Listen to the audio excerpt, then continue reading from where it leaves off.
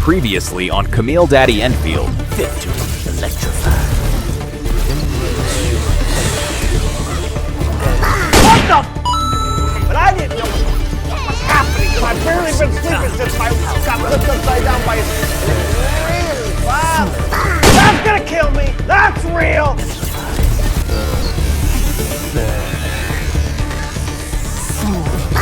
What the fuck?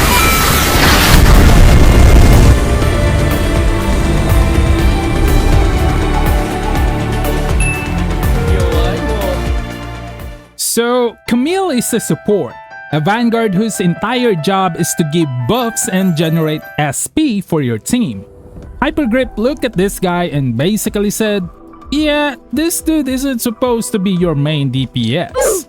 Naturally, I decided to solo the hardest content in the game with him, not the minimum recommended risk 20, we cleared it at risk 31. As far as I know, it's currently the only Camille solo clear on YouTube. So, after maxing Camille, maxing his weapon, testing every gear combinations I could think of, and spending way too many hours trying to squeeze every bit of damage out of this guy, I think I finally figured him out. Today, we're going over the best weapons, the best gears, the best teams, the best rotations, and why I think Hypergryph is personally trying to stop me from maining male operators. Before we talk about builds, I think I should explain why I even ended up making DPS Camille. Everyone's pulling and maining the waifus, so who's gonna represent the male operators? That would be me. At this point, just call me male fielder because I'm planning to main every 6-star male operator Hypergryph decides to release in this game. The problem is, Hypergryph apparently has other plans. Pogranichnik, Vanguard, a support. Then Camille get announced. I was thinking, finally, this has to be our male DPS. Nah-uh. Release day comes and another Vanguard, another support.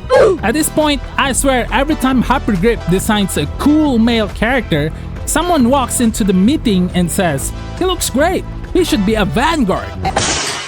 But instead of giving up, I spent the last week figuring out how to turn him into a DPS anyway. And somehow, it actually worked.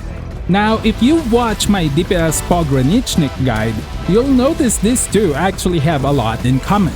Both are supports, both are vanguards. Neither was designed to be a carry. Neither has a proper offensive gear set. Both originally look like they were locked into the Yinglang set. Except, that's where the similarities end. Because Pogranichnik actually has options. He has double slab, he actually has physical damage gear options, and a signature weapon that massively boosts his own damage. To this day, the double slab non-set build I introduced months ago is still the strongest DPS Pogranichnik build. Camille though? Poor guy got absolutely robbed. No offensive heat set, almost no heat damage gears that aligns with his stats, no double slab equivalent, and even his signature weapon feels like Hypergryph looked at DPS Camille and said, damage? No, absolutely not. It's almost like they really don't want people playing him this way. And honestly, I don't like that. One of Enfield's biggest strengths is its flexibility. I love experimenting, I love pushing characters beyond what people expect. The moment every character gets locked into exactly one role is when the game becomes way less interesting. Thankfully, the game doesn't completely stop us. It just makes my life significantly harder. Now, before anyone starts expecting out of this world numbers, let's set expectations. Camille is not out-damaging Rossi or any top-tier DPS. He's not replacing your main carry, he's not secretly the strongest DPS in the game. That's not the goal. The goal is much simpler. The goal is to turn him into an on-field operator that feels rewarding to play. One that deals real damage instead of feeling like he's just there to generate SP.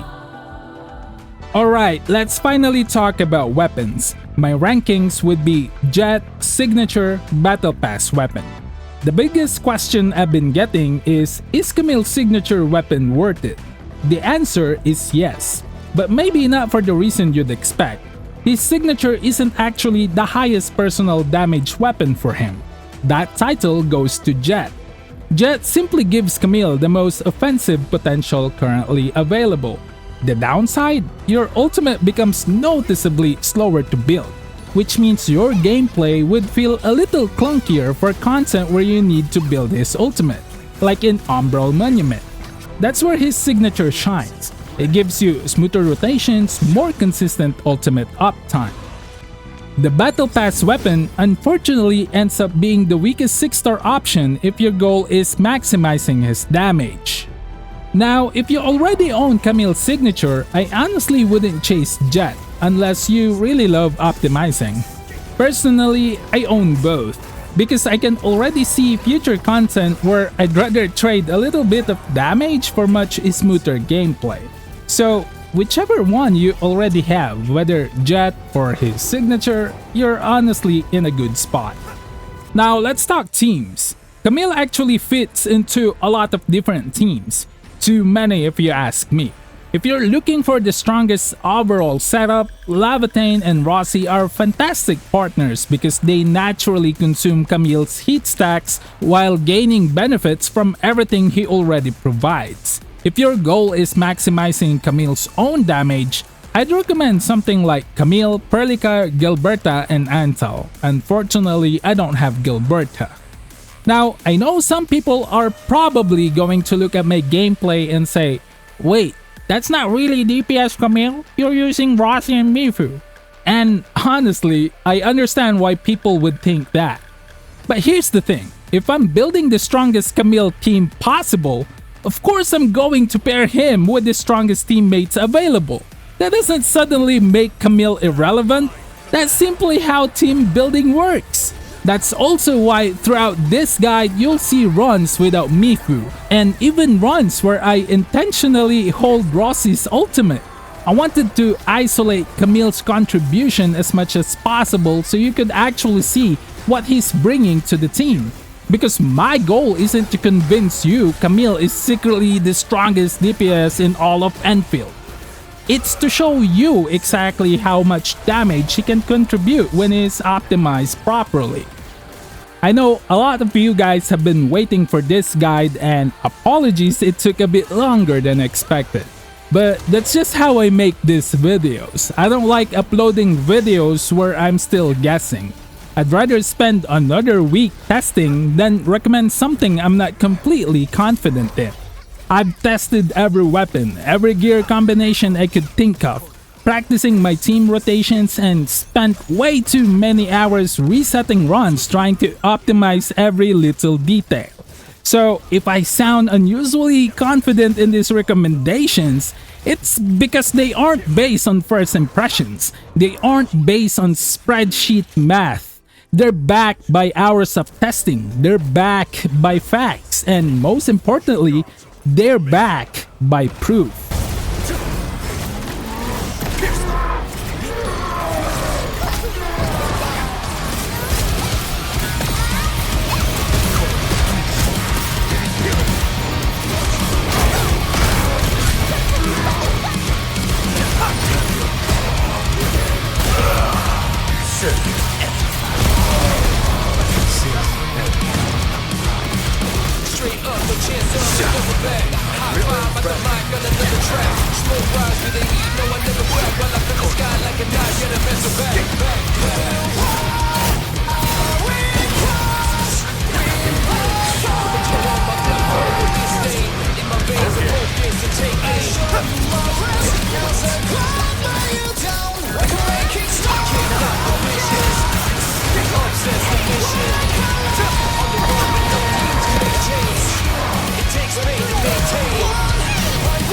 Never mind the mess.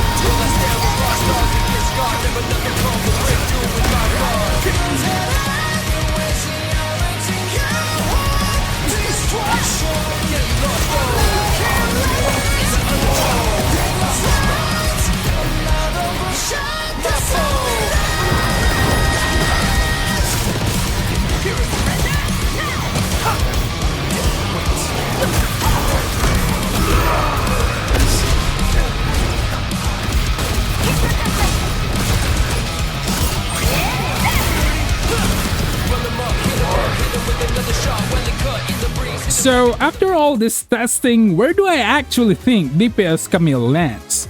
Honestly, I think he is a sub DPS. A really good on-field sub DPS that can contribute far more damage than most people give him credit for. And because of how his kit works, he also happens to be one of the best offensive supports in the game. No, he isn't replacing any top-tier DPS, he isn't replacing your dedicated carries, but that was never the point. The point was seeing just how far this character could actually go. Could we take a Vanguard support, turn him into a legitimate on-field damage dealer, and make him someone you're actually excited to keep on field, instead of just slotting in for utility? I think the answer is yes, because when you push Camille to his absolute limit, he's capable of soloing Risk 31 and Contingency Contract and dealing something like a whopping 1.6 million damage. Those results didn't happen by accident. They're the product of everything we've talked about in this video. And that's exactly why I can confidently recommend everything you've seen in this guide. I genuinely don't think Camille is limited by his kit. He's limited by the current gear ecosystem. The moment Hypergryph gives us a proper offensive heat set that actually fits his stats, I'm immediately coming back to test everything again. And finally, Hypergryph. We have a quick talk. Every time a new male operator gets announced, I shouldn't have to pray they're not another Vanguard. Please, just give me one, man. One male operator that's actually designed to be a DPS. You've left me with no choice but to spend entire weeks turning Vanguards into damage dealers. Anyways, if this guide helps you out, let me know down in the comments below. This definitely won't be my last Camille video. I've got more DPS showcases, optimization videos, and rotation guides planned, so stay tuned. And that's basically it for today's video. Thank you so much for watching, and I'll see you on the next one. Goodbye for now. John it.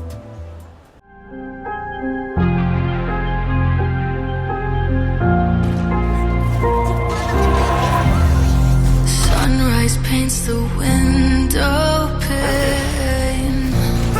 Shadows dance and play the